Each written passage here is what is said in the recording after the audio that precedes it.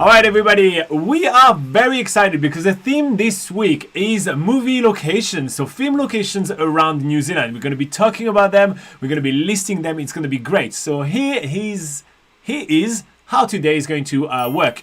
I'm going to begin and I'm going to talk a bit about more underrated movies that were shot in New Zealand, some of the less famous ones. Then Laura and I will take you to Hobbiton. We're going to look at what a tour in Hobbiton look like, an evening tour in Hobbiton look like. So we're going to kind of narrate that for you a little bit. It's a speed up video, so we'll go quickly over that. Then Laura is going to take over and she's going to be talking about some of the Hobbit locations to visit around New Zealand. And then we're going to wrap it up with some of our favorite Lord of the Rings location, that are available in New Zealand. And because it's the Lord of the Rings, there are dozens of locations. So we'll see how many we can cram in this video. There is a link in the description of this video so you can kind of follow with us a little bit of all those locations. Okay, so let's begin with some of the least known movies that were shot in New Zealand and some of the locations where you'll be able to dive in the scenery and take in the movie yourself. So let's begin with the movie The Last Samurai from 2003, a pretty controversial movie starring Tom Cruise as a white man saving all the samurais in Japan. That all makes sense. And since that all makes sense, most of the movies were actually shot in New Zealand and not in Japan, with beautiful Mount Taranaki standing for Mount Fuji in Japan.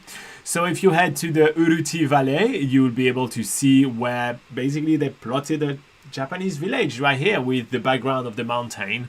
If you head to Pukekura Park, which is in beautiful New Plymouth, you'll be able to take in the Imperial Palace and also where the army is actually doing a parade in one of the scenes. Speaking of some of the most striking scenes, if you want to see where the horse and big battle scene was shot, it is in Lake Mangamahoe, sorry about that, which is also in the Taranaki region. And wrapping up all those locations, especially in the Taranaki region, we have Port Taranaki itself, which is kind of an industrial port, but right on the foreshore they did build a small Japanese fishing village. So that is kind of it for the movie The Last Samurai. Moving on to a big one and a big classic, 3 movies in fact, The Chronicles of Narnia, so 2005, 2008, 2010. So admittedly the last one, the 2010, had a massive cut in budget, so doesn't feature a lot of New Zealand as much, but here's a few locations that you can take in. Obviously, Cathedral Cove in the Coromandel area. This is Cair Paravel ruins. It's one of the most recognizable locations. It's probably the one I'm going to be using as a thumbnail for this video, in fact. We also have Elephant Rock, which is Aslan's camp, where you can see where they plot like some really colorful tents right there. It is a really cool location to visit. Paradise in the Fiordland National Park is Fairy Tale Country. Glenorchy, nearer Glenorchy, to the Mount Aspiring National Park. Indeed. Then we have Hood Hill Forest, which is White Witch's Camp, Flock Hill, which is where there is the great battle scene, and the Pura Konui Bay, which is Cair Paravel itself. Okay, another big CGI Fields movie. Let's talk about King Kong, but not the really old one. Let's talk about one of the newest one, the 2005 Peter Jackson's King Kong. So that was basically shot all around the Wellington area and mostly obviously on CGI studios, but some of the locations that you can recognize yourself are Shelley Bay and Lyall Bay in Wellington, which stand in for Skull Island. Admittedly, it's better if you kind of get out and then look back at it, so you kind of swim away and then look back at it and you fight the coldness of the water. Okay, another very interesting location is the area of Seaview in Lower Hutt that was actually standing for New York, because it's that hard to go to New York. And speaking of New York, if you head to Auckland and you go watch a show at the Auckland Civic Theatre, so usually more opera or classical music, this was a stand-in for a New York theatre, so for the interior of a New York theatre for the movie King Kong in 2005. And finally, the waters around Kapiti Island and the Cook Straits are kind of like a lot of scenes that were done in water, where with the venture boat and all that. So the good thing is that when you take the Cook Strait Ferry, you already have visited at least one location of King Kong. So here you go. You can check that box. Okay, another very famous movie, Avatar, in 2009. So yeah, it is also a movie that was extensively shot in New Zealand. Sadly, you can't really recognize anything because pretty much everything was shot in Stone Street Studios, which is a special effects studio in Wellington. And Pandora isn't real? No, Pandora is not real, Laura. I'm sorry. Damn. Yeah. Anyway, it's a special effects studio. Sadly, you can go right in front of it, but you won't be able to kind of get inside. Okay, a movie much more recent, Mission Impossible Fallout, which I think is number 6 in 2008. So the amazing helicopter scene, which is actually like gobsmacking as a scene. It's really, really cool. Was shot near Milford Sound, Queenstown, all this kind of fjordland area. It was a big deal when it was shot here in New Zealand. That was quite cool. And another place that actually is a location that was shot in New Zealand you can recognize is the place where they had like a mobile medical camp and also a Kashmiri village. No, Kashmir is a bit far from New Zealand.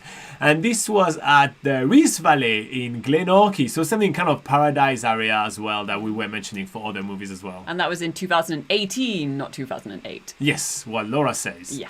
Okay, another movie from epic American studios. It's Wolverine from 2009. Okay, so some fun ones right here. So Deer Park Heights near Queenstown, which is a place you can visit. There is a fee to visit it, and it's also a Lord of the Rings location. We'll cover that a little later in the video. Well, that place was actually standing for the Canadian Rockies. So where Hugh Jackman is actually a lumberjack, well, it's actually a Canadian lumberjack is actually doing that in New Zealand. That all makes sense. Movie magic. So the Alkali Lake facility is actually plotted right on top of Stirling Falls in Milford Sound. So this is where Wolverine is actually escaping from. It's quite cool, and you actually can recognize the place. Obviously, the facility is not there. It's a CGI building, but you can really recognize the waterfall. And yeah, at some point it's been taken care of by a couple of old people, which is kind of nice, in their farmhouse. And their farmhouse was in paradise again, so we're going back to paradise yet again. And then sadly that house explodes at some point. So sad. Spoiler! Oh no! For 2009 movies, I can't do spoilers. Dang, I haven't seen that one yet. All right, 2 more, and then we wrap up this kind of oddballs of movies shot in New Zealand.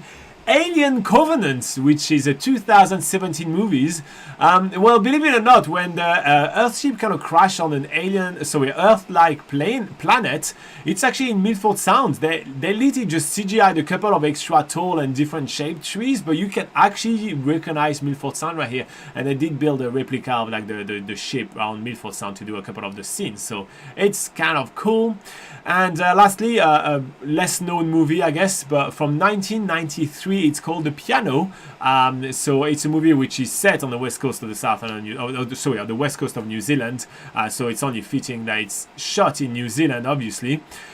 So the main one, the beach where Ada's beloved piano is abandoned for the first time there initially.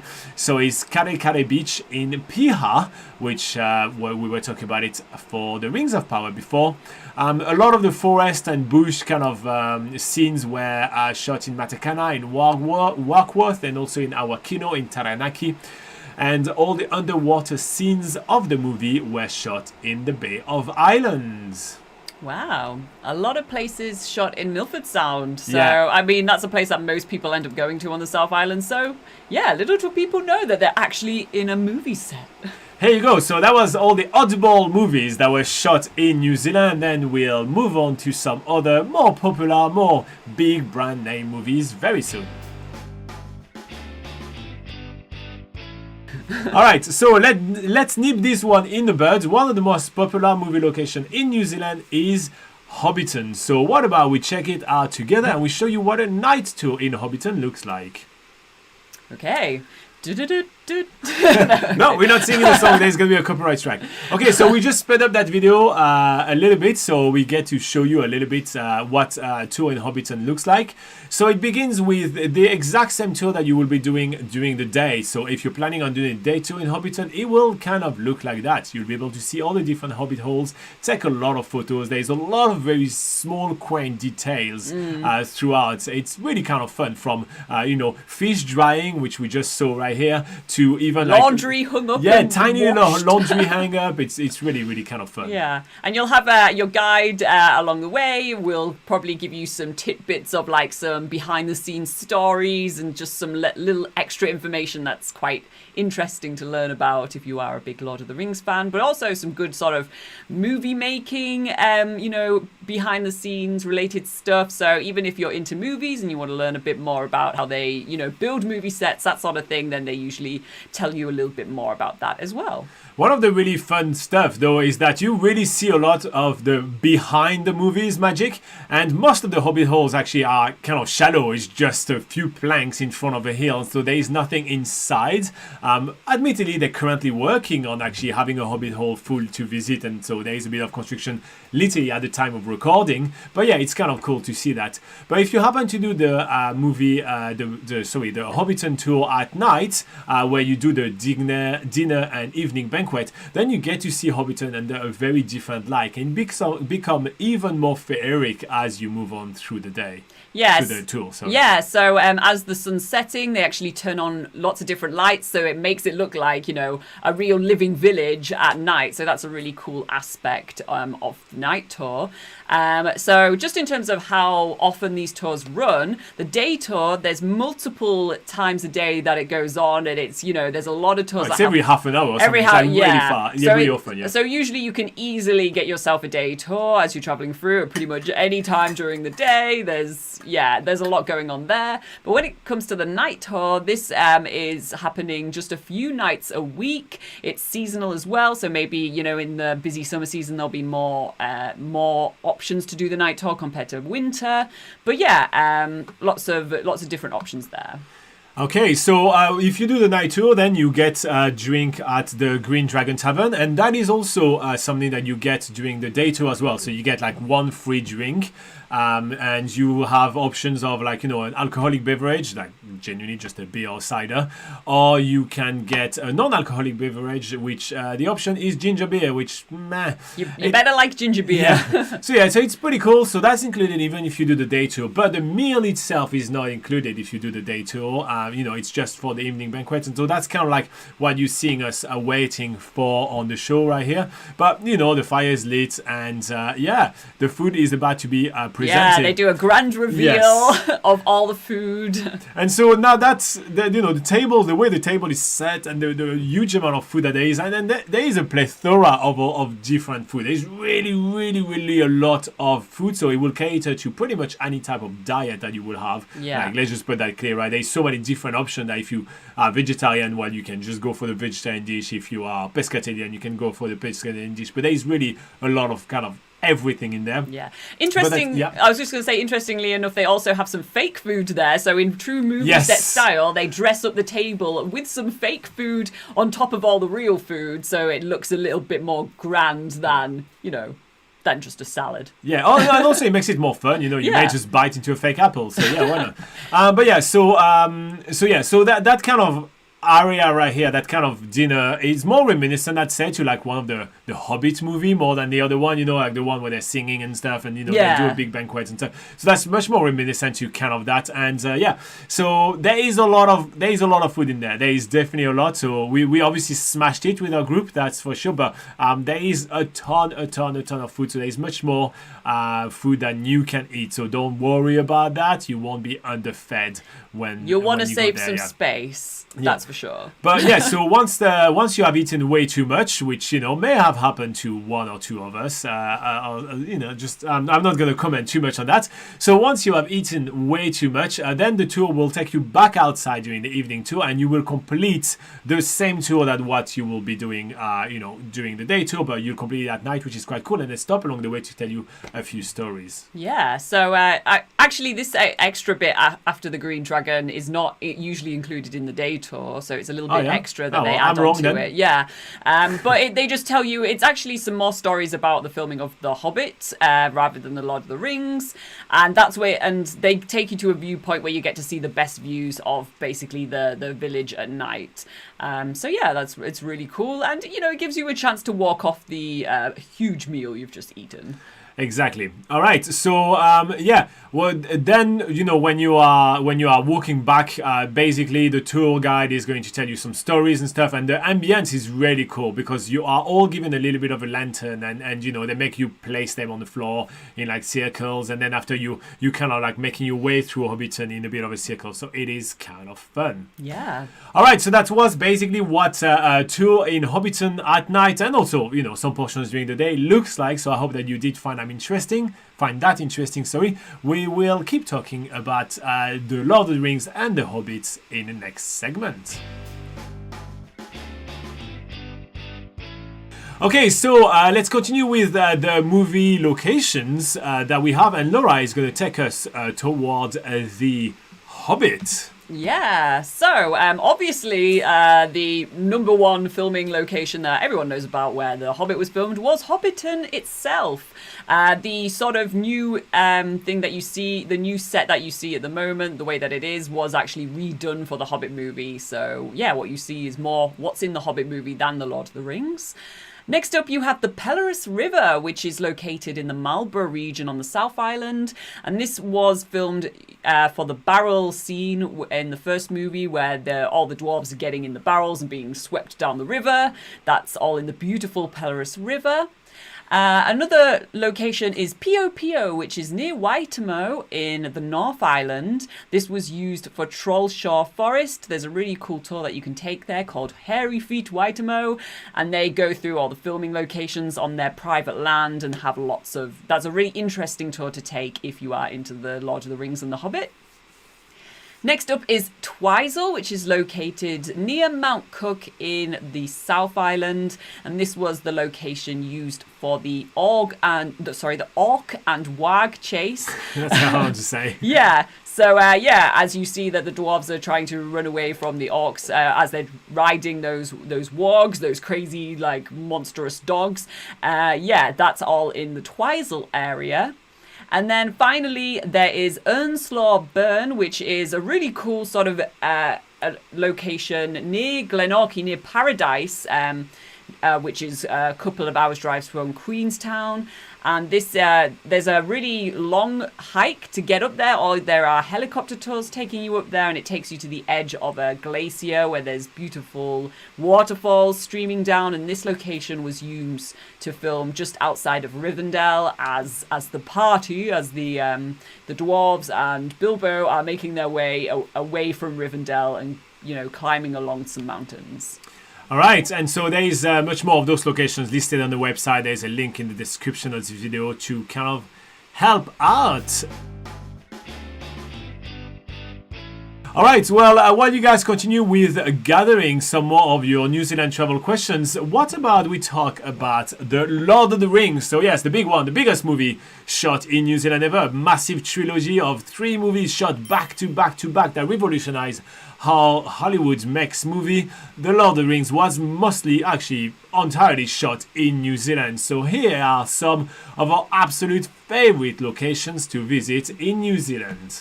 Okay, starting off with Mount Nauhoi, which is a cone-shaped volcano in the Tongariro National Park. This was used to depict Mount Doom, but obviously with a lot of CGI to make the mountain look a little bit more taller and cone-shaped than what it actually looks like in real life.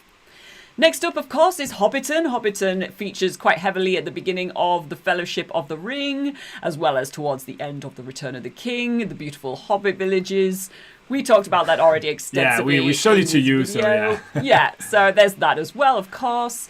Next up is the Kawarau Gorge, which is located just outside of Queenstown, and this was one of the many rivers used to depict the Anduin River from the Fellowship of the Ring.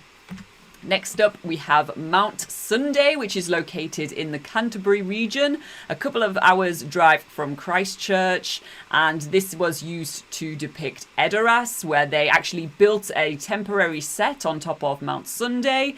But now, obviously, the set isn't there no longer, but you can easily see the mountain where it was filmed and the surrounding mountains and vast valley. There's a really cool tour that goes there with hassle-free tours from Christchurch, so you can go check it out with those guys. Next up is the Putangirua Pinnacles, which is located outside of Wellington. It's in the Wairarapa region, and this was used to show Dimholt Road in The Return of the King, where Legolas, Gimli, and Aragorn go to try to gather the army of the undead in this really sort of cool pinnacle location. That's a really cool location to go visit nowadays. Jet boats! Jet boat, yeah. So Skipper's Canyon, you can take jet boat tours down Skipper's Canyon as well as whitewater rafting tours there as well. So Skipper's Canyon was used where Arwen in the Fellowship of the Ring, where she is being chased by ring wraiths, and she crosses a river and then does a bit of a spell, and a whole tidal wave comes down the river and washes the ring wraiths away. And Robin wanted to say the quote, "If you want him, come claim him." Beautiful. I know, my rendition's amazing. I am available for hire for any blockbuster movies. Next up, we have Deer Park Heights, which is located in Queenstown. You can go visit this location now. It's usually paid per car, so you go there and you see a bit of a working farm and drive around Deer Park Heights that way. And this was used to depict Rohan as they are sort of leaving, as I think it's in the Two Towers, as they're leaving Rohan, Aragorn, Legolas and Gimli, followed by the villagers. You see the Remarkables Mountains of Queenstown in the background, and it's a place where you can really see the location if you do go visit. Next up, we have Twizel. Twizel is used for the Pelennor Fields, the Battle of... Oh, not Pelennor Fields, sorry, Pelennor Fields, which is used in, I think it was The Return of the King. So, yeah, you can... it's actually on a lot of the filming locations is on private land, so there used to be a tour there, but it's no longer available, unfortunately. But there's beautiful vast fields where you can see like there's certain mountains in the background, and it is the portion of the movie where Eowyn stabs a ring wraith in the face, just to put it nicely. Sure. So yeah, that's basically that whole filming there happens in Twizel. Next up, we have an easy one to visit in Wellington, which is Mount Victoria. So as in the Fellowship of the Ring, where the hobbits are leaving the Shire and they're going through some sort of wooded areas, and it's where they first encounter the ring wraiths and they're hiding from them. A lot of that is filmed just off the footpaths of Mount Victoria, so you can go and have a walk along those footpaths yourself. Okay, and number 10, last one. Next, last up we have the Weta Cave and Workshop. So this is also in Wellington. And although it's not a sort of filming location per se, it's a place where you can go and check out the props that were used in The Lord of the Rings. You can learn more about the special effects and visuals, because the Weta Cave and Workshop, they worked on all that for those movies. So it's really a must-do, a must-go place if you are into those movies and you want to learn more about them. That it shows a really different side to the movies rather than just seeing, the scenery and the filming locations. All right, so that wraps up 10 of the best Lord of the Rings location to visit in New Zealand. We also had 5 of the best Hobbits location to visit in New Zealand.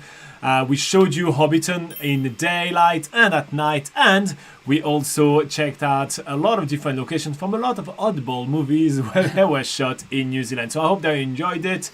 There is a link in the description below.